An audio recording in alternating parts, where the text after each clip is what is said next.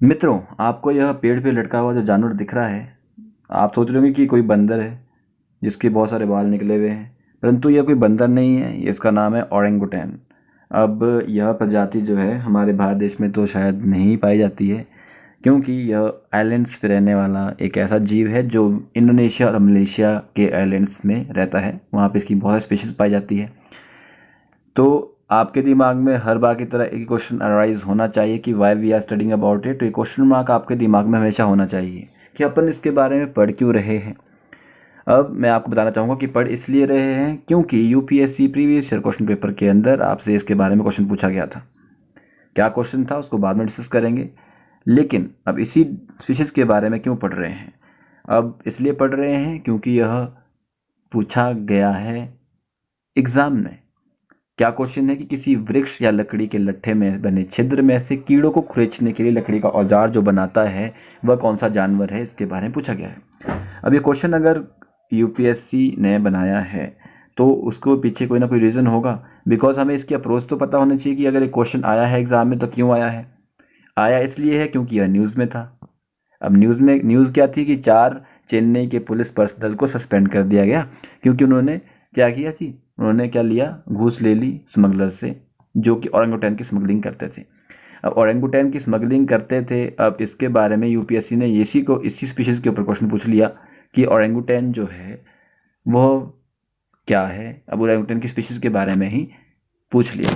अब कभी भी आपको अगर कोई न्यूज़ में कोई चीज़ रहती है तो उस चीज़ के बारे में आपको पूरी जानकारी पता होनी चाहिए उस चीज़ के बारे में। तब आपको कोई क्वेश्चन पूछा जा सकता है तो वहाँ से आप पता कर सकते हैं कि कौन कौन से क्वेश्चन एग्जाम में पूछे जा सकते हैं। तो that's why UPSC set the question.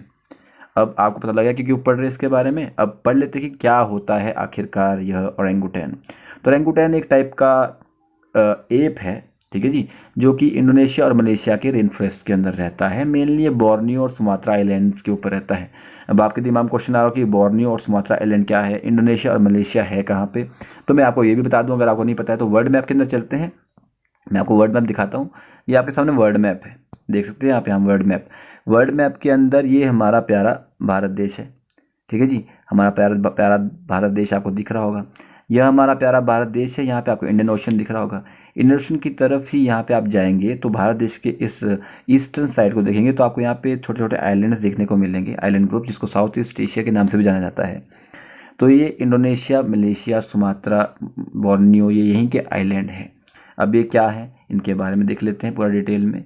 तो अब जब हम इनको थोड़ा जूम इन करते हैं तो आप देखते हैं कि ये इंडोनेशिया वाला एरिया सारा का सारा आ जाता है, ठीक है जी। Indonesia is group of island, ठीक है जी। तो ये जो आपका एरिया है ये आपका देख सकते हैं यहाँ पे, ये है सुमात्रा आइलैंड, ये आपका आपका जावा आइलैंड आ गया, ये बाली आइलैंड यहाँ पे देखने को मिलेगा, यहाँ पे आपको सेलेबस मिलेगा, यहाँ पे आपको बोर्नियो मिलेगा, ये आपका मलेशिया, वेस्ट मलेशिया, ये ईस्ट मलेशिया जाता है। यहाँ पे इसके बीच में एक ब्रुनई नाम की कंट्री भी है, यहाँ पे सिंगापुर देखने को मिल जाएगा। मलेशिया की राजधानी मैं आपको बताना चाहूँगा कि मलेशिया की राजधानी क्या है, कुआलालंपुर राजधानी किसकी है, वो मलेशिया की राजधानी आपको देखने को मिलेगी जो वेस्ट मलेशिया के अंदर पड़ता है। यहाँ पे थाईलैंड देखने को मिलेगा ऊपर को, यहाँ पे वियतनाम का थोड़ा हिस्सा दिख रहा है, यहाँ पे फिलीपींस दिख रहा है आपको।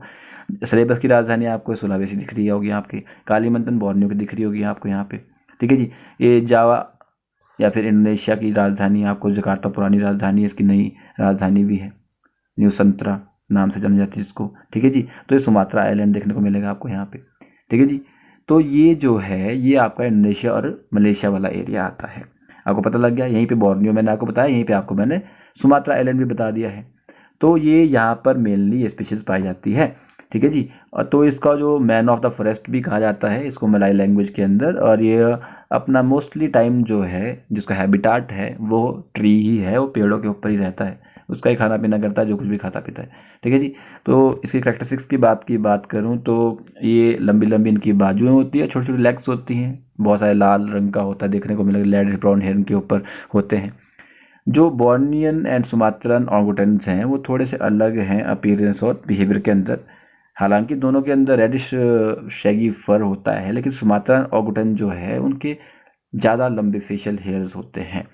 थ्रेट क्या है कि इनका हैबिटाट और डिस्ट्रक्शन और डिफॉरेस्टेशन, मतलब जैसे कि हम पाम ऑयल कल्टीवेशन ज़्यादा हो रही है या इलीगल इसकी जो पेट ट्रेड हो रही है, इसकी वजह से इनका हैबिटाट जो है वो भी डिस्ट्रक्ट हो रहा है और डिफॉरेस्टेशन हो रही है। इस वजह से इनके लिए स्पीशीज़ के लिए थोड़ा खतरा है, क्योंकि अब इंसान की इच्छाएं इतनी ज़्यादा बढ़ चुकी है कि वह केवल अपने बारे में सोचना जानता है, किसी और के बारे में कभी सोचती नहीं रहा है। दूसरी और स्पीशीज़ भी इस धरती के ऊपर रह रही है कि जो भी उतनी ही ज़रूरी है जितने कि इंसान है। तो इसके बारे में भूल जाता जब इंसान, तो इनकी दूसरी स्पीशीज़ के ऊपर खतरा मंडराना शुरू हो जाता है। इतना आतंक जो है इंसानों ने मचा के रखा हुआ है। ठीक है जी।